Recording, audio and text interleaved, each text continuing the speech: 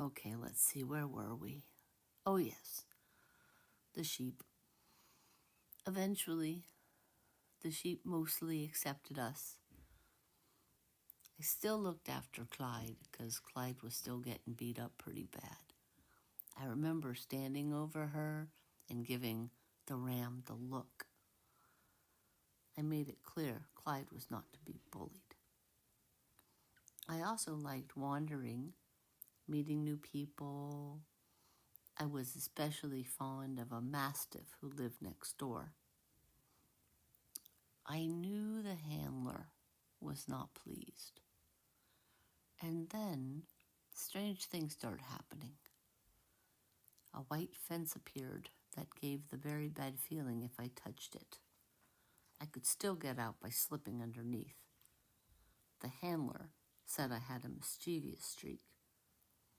I would say we disagreed about the size of my territory.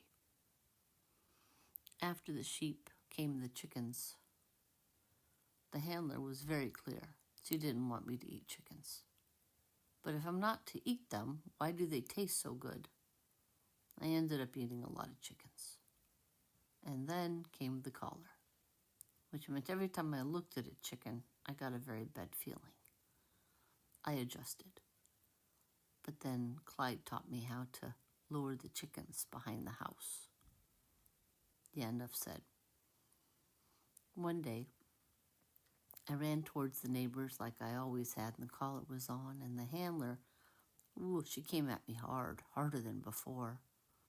I stopped and I looked at her, and I remember thinking, you don't have to hit me that hard anymore, I get it. She got it too. After that, it was mostly beeps and vibrates. The bad feeling didn't happen much anymore.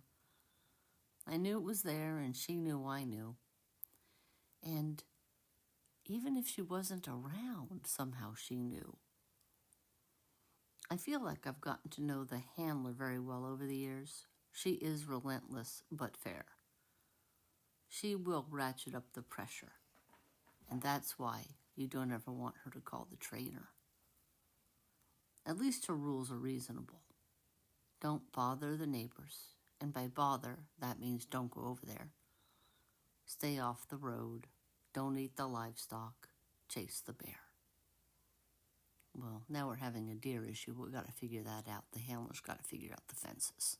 Fences are keeping us out, and the deer are taunting us. It's not okay. But all in all, it's a good life. I'm older now. I have a spot in the house and a special bark that gets me in the back door at night. I still work when I want to, which is most nights unless it's raining. I miss Clyde. She loved barking at leaves. Luckily, we live in the country and no one complained. The job has changed over time. Less sheep, more orchard. Clyde is buried in the orchard now. Lizzie too. Lizzie was here before all of us.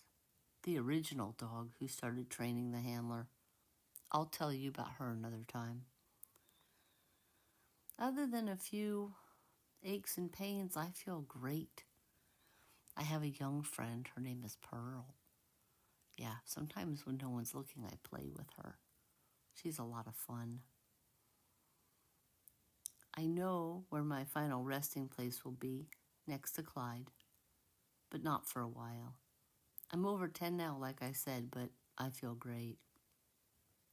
And I feel like I know the handler better than anyone. She's not to be trifled with, but she's not to be feared either. I'd say she's all right. Bonnie out.